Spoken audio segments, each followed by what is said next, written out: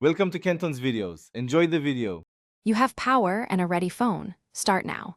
Place both JBL Wave 200 TWS in the case and charge until the case LED indicates 50%. Once done, open the case and remove both earbuds. This forces the earbuds into pairing mode the first time. If they don't enter pairing, hold both earbud buttons for 3-5 seconds until the LEDs flash. Now go to your phone's Bluetooth settings and keep the menu open so you can select the device immediately. With the earbuds flashing and your Bluetooth menu visible, locate JBL Wave 200 TWS in the list and tap it. You'll see a connecting message. Allow any permission prompts for media or phone audio so calls and music route correctly.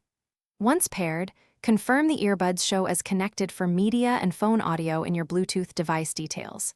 If you use a tablet or laptop, repeat the same selection and disconnect other Bluetooth headsets first so the earbuds connect cleanly. Now fit the earbuds and play audio to verify left and right channels and secure fit.